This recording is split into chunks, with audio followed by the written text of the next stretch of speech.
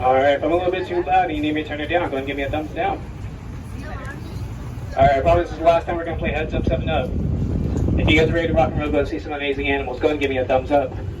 Perfect. My name is Sean. Welcome to the African Tram Tour. We're going to go on a little 25-minute experience. Go check out our amazing animals here at the safari park. Now, before we get started, we do have to go over some safety rules. I'll probably just keep it quick and simple. First, going to be about those doors on the left and right side of you. Now, those doors are latched and not locked, so they can't open at any moment. But go ahead and give me a jiggle on both those doors just to make sure. Perfect. And real quick, if you look over to the left-hand side, you're going to see some watchtowers of the savannah. These are going to be our common giraffe. One thing about giraffes, they can get up to 16 to 18 feet tall. But when they're born at over 6 feet tall. Now, here's a funny thing you can tell your friends and family about baby giraffes. Baby giraffes don't get full control of their necks till about close to 2 years of age. So in the meantime, their necks are just flopping around all over the place. So when they're trying to catch up to their big group, sometimes when they get tired, they'll lay down and put their heads on their butts. It's like a soft pillow for them. And then next up, right in that little area, you're going to see some small little guys with some black racing stripes on the side. Those are going to be some Thompson's gazelle, aka the cheetah chicken nuggies. Those are the number one things that the cheetahs love to chase when they're on the hunt. Cheetahs can go 0 to 60 in 3 strides, top speed up to 70 miles per hour. But they can only go that fast, only about 30 to 60 seconds.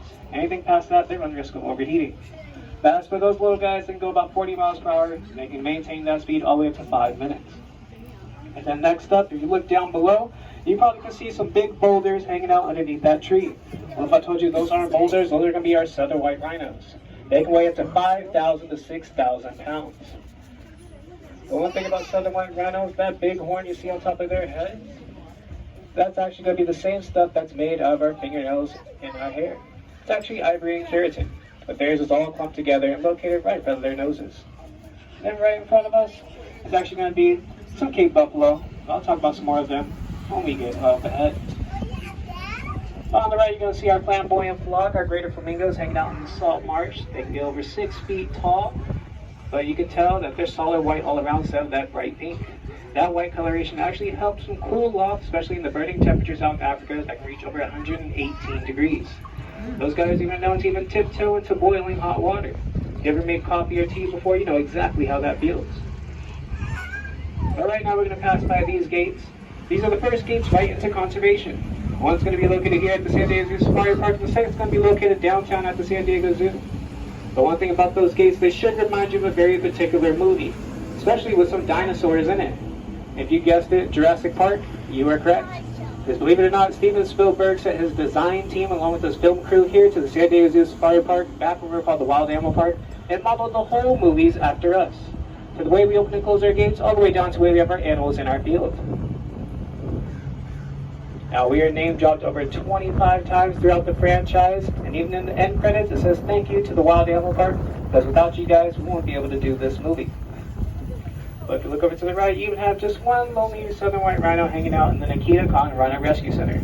That's just going to be one of our males. His name is Jay Gregory, but he's just enjoying his peace while the females are in the back.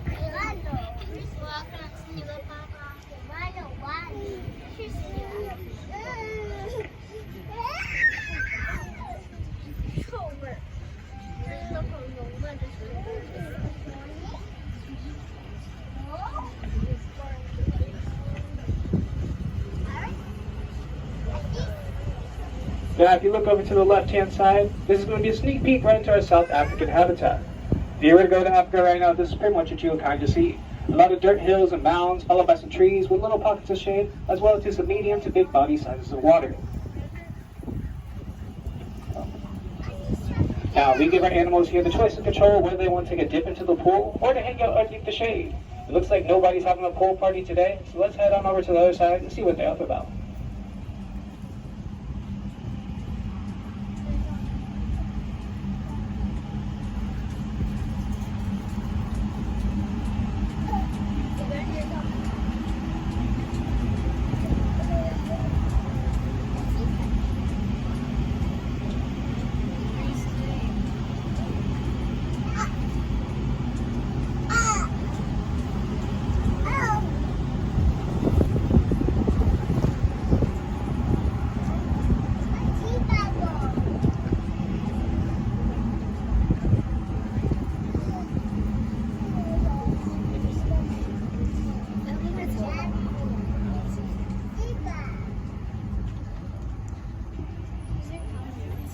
Now, before we head to South Africa, I do want to go right back into some emergency safety rules.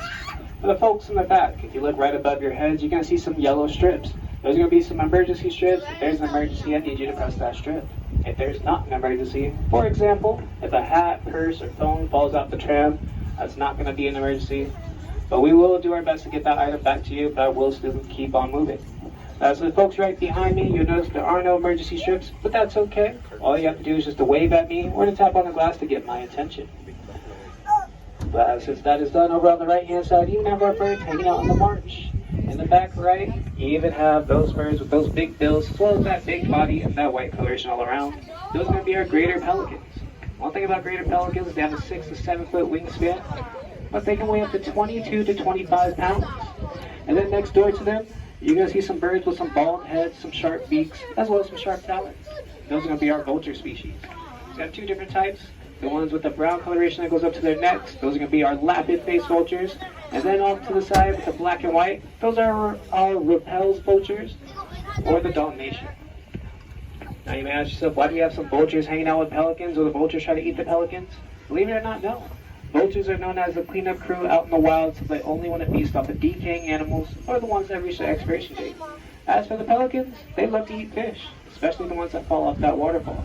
But if you have two different types of birds that eat two different types of food, they actually get along just fine in the wild. They're just wild roommates to each other.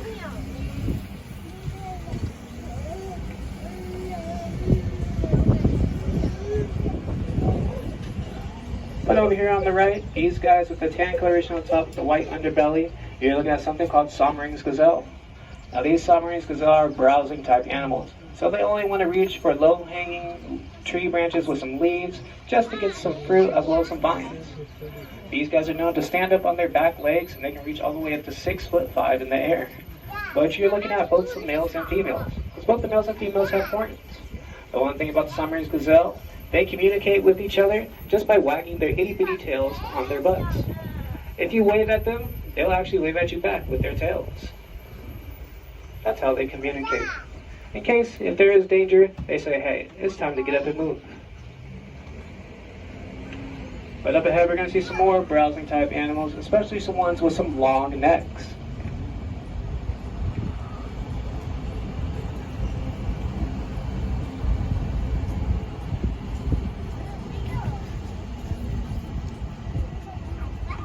But as we make our way forward, I want you guys to notice all these trees you guys see here on the left-hand side.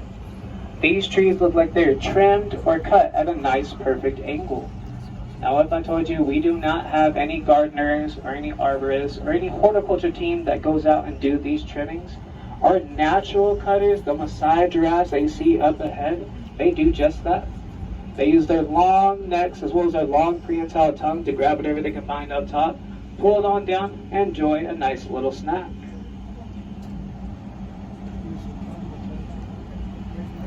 You can even see some vehicles inside South Africa. That big truck with the green, as well as that tan canopy on top, that canopy stands at 12 feet tall.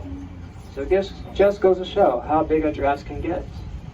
And followed by our amazing care specialists hanging on out, just doing a nice little watch. Go ahead and wave at them because they do an amazing job taking care of our amazing animals here.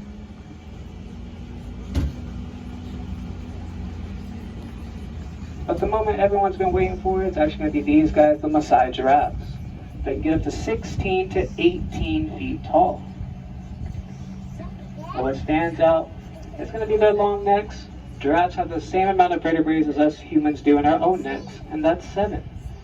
But theirs are a little bit bigger and more larger. But if you look at this little one, this is just a little female, and you can notice her little tufts on top of her head. Now those little tufts, they may look like horns, but they're not horns, they're not antlers, they're something called ossicones. Ossicones are just little bits of bone on top of giraffe's skull that get a little bit more calcium from the rest of their bodies. So kind of like our elbows, those little sharp little points, just imagine those on top of your head, and they grow all the way up to the top. And then they're covered just by some little hair. Giraffes are known to have 5 ossicones. 2 on top of their heads, 2 on the side, and 1 right down the middle of their forehead. But one of these giraffes is going to be a little bit different from the rest. And he may be a little bit hard to see. He's actually going to be on that far left side, hanging out, by himself. He's going to be a little bit taller, more darker, and more handsome. And that's going to be our boy. He's hanging out with two females on the left-hand side. That's our male, and his name is Gohan. Gohan is about almost 18 feet tall. The one thing about Gohan, he's still technically a little youngster. He's only about close to 9 years old. So Gohan hasn't even hit his growth spurt just yet. But some of the care specialists actually think he could surpass 18 feet and go all the way up to 20 to 22, which is pretty rare for a Masai giraffe. But Gohan has excellent genes. And then right next to us down below, these guys, the solid black coloration with the horns, you're looking at something called a Cape Buffalo. Cape Buffalo can weigh up to 3,000 pounds. But rumor has it, if you mess with one of them, you have to mess with the whole herd. These guys are known to even chase lions all the way up a tree and wait for them to jump back down so they can chase them again. But in the meantime, when they're not chasing lions around, they love to hang out with one another and enjoy some little mud baths.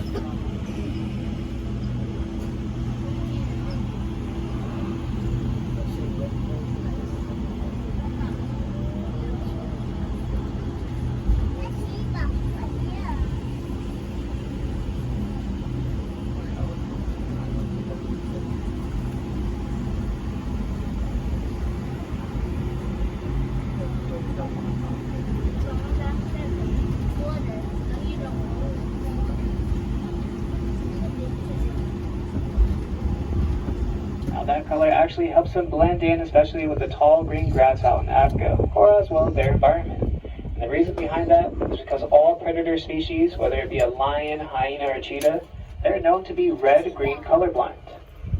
So during the day when they're on the hunt, they're at a disadvantage. They don't know what to chase, or they can't even tell who's who between an antelope, or even a bush or a rock they see on the way on the sides, until it starts to move. But when the nighttime comes, that's when their predator instincts kick in, they go into full effect, and they go right on the hunt. So if you've taken any photos, what I want you to do is to swipe all the way over to the black and white filter settings. Because believe it or not, that's exactly what a predator sees during the day. It's pretty tough. So they can even see these Uganda cob that you guys see on the left-hand side.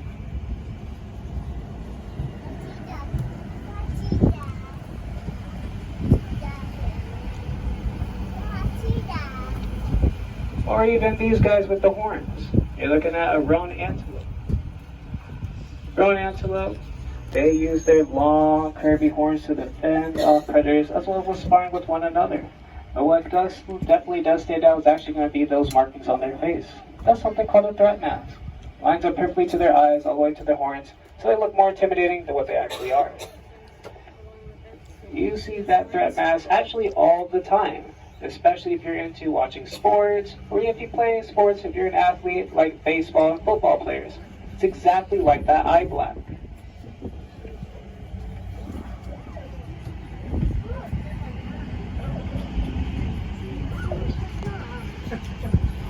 And then over to the left, you're going to have two of our male bachelor Grevy zebras.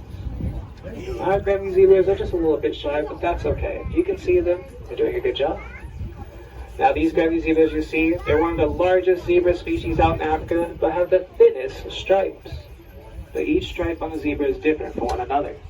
And they can tell who's who from over 3 miles away.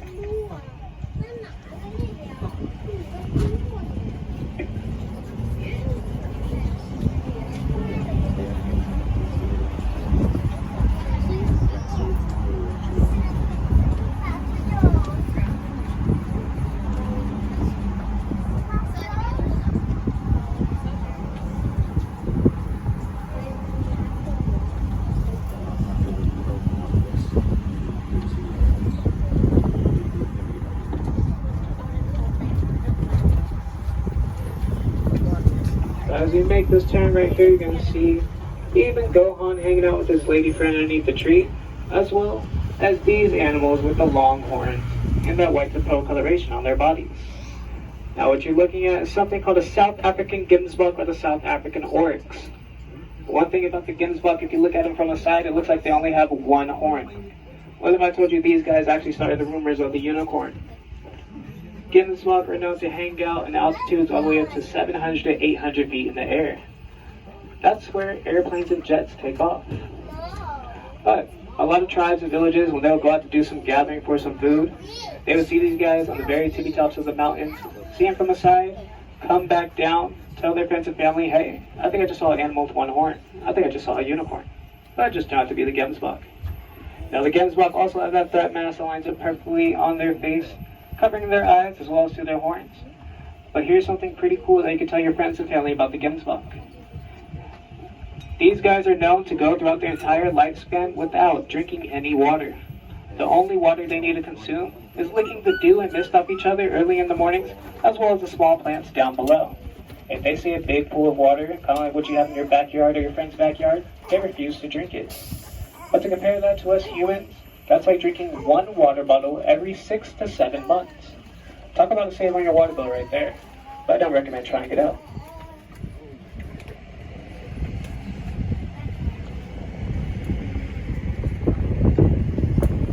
And then these guys, these small little African chihuahuas you guys see on the left, these are going to be some more Thompson's gazelle, but these guys are called Springbok. And just in their names, Springbok means to jump with joy. So when they're being chased by the cheetah, these guys, if they see their friends getting chased, they'll jump right in front of their friends, sacrifice themselves just to confuse the cheetah, and just run away. Talk about a good friendship right there. But as we make our way down, if you look over to the right-hand side, you're going to see these two dark green trees. These two trees right here in the middle are called coral trees. But if you look over to the left-hand side, do you see that tree that's closest to us, like it's doing a big stretch, like a shape of a Y or a giant bonsai? That is also a coral tree. But this is one of Gohan's favorite spots, where he takes his lady friends out to some nice romantic dates. But make sure you don't tell Gohan I told you about his favorite spot. They can tell who's who in the pitch black dark all the way up from 3 miles away. And they're known to even reach on the very top of the mountaintops. If you look on the left-hand side, that largest mountain you see way off in the distance, imagine seeing a zebra all the way up there. And then up ahead, you're going to see these guys with the big horns. These are called Ankole cattle. Ankole cattle can weigh up to 900 to 1,000 pounds, but those big horns do stand out. The width of those horns is about the width of just one row of the tram that you guys are sitting in. But mostly their horns are hollow, kind of like a honeycomb system. It gives them the chance to lift up their heads if they need to. But the rumor has it out in Africa, if you have an Ankole cattle on your property, you're considered very wealthy. Kind of like here if you have a Porsche or a Lamborghini outside of your garage. But one thing about Ankole cattle, if you bow to them, they will actually bow to you back and let you touch their horns.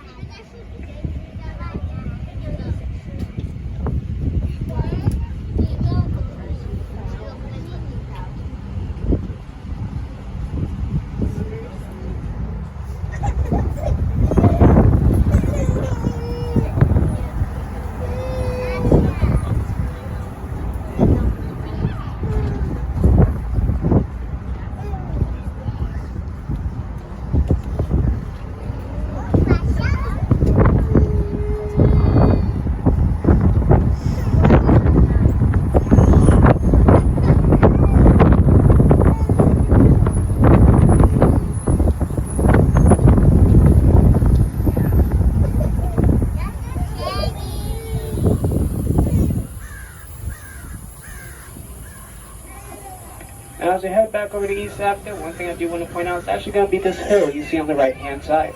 It's a famous landmark to San Diego Zoo Safari Park, and it's nicknamed Omani Point.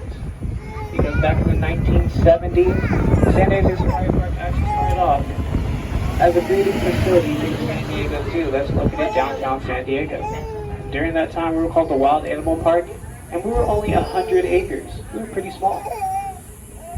But one of the veterinarians who worked here at the time, his name was Dr. Charles Schroeder. and he had a vision of this entire place you guys see here today. He told his friends, his family, his colleagues, co-workers, hey, wouldn't it be pretty cool to have some amazing animals here, all the way in upper parts of Escondido? Give something that the people don't normally get to see on their day-to-day basis.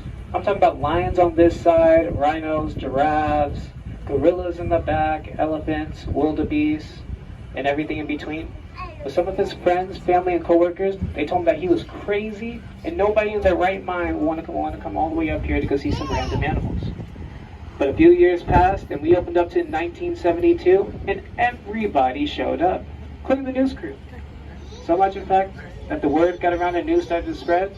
San Diego Zoo Safari Park has expanded every year since. From a whopping 100 acres in 1972 till now, currently in 2023, over 50 plus years, the San Diego Zoo Safari Park now stands at a whopping 1,800 acres. We are the 4th largest wildlife care facility for animals in the entire world. But to put that in perspective, 1,800 acres of how big that is, if you've ever been to Disneyland, Legoland, Universal Studios, Six Flags, SeaWorld, or any museum or zoo in the U.S., you can combine them all in size and they can fit inside the safari park. It just goes to show how much legroom we give our amazing animals here. But right now you can definitely see some of our common giraffes just hanging on out right in the middle. Now, compared to the Masai giraffes we saw earlier, the common giraffes are a little bit shorter and a little bit lighter in their coloration as for their spots, but more bigger and blotchier. But if you see just a tiny little baby or a little youngster giraffe in there, that's going to be Situni or Nuru. They are new recruits. But just like youngsters, they love to cause some mayhem. They love to run around, chase the vehicles, as well as other animals, and sometimes some birds that are hanging out in the pool.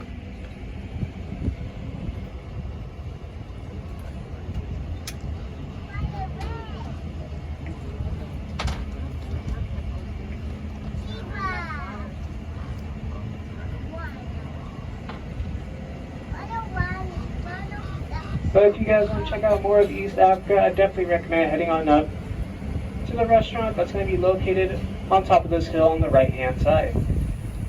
That restaurant's going to be called the Watering Hole, where there's an amazing viewing spot called Kalima Point, where there's some telescopes where you can view all the way past into east and also in our Asian Plains habitat. But before we make our way back to the station, one thing I do want to say is thank you for coming out to the San Diego Zoo Safari Park's African Tram tour. You guys taking this tour, you guys are allies for wildlife. You guys are helping with our amazing animals, food, bedding, enrichment, and everything in between, as well as the wildlife conservation research back in the world. But as we make our way back to the dock, make sure we're sitting down until I come to a nice, full, and complete stop. And then once I do, you're just going to exit on the right-hand side. Because remember, those doors are locked.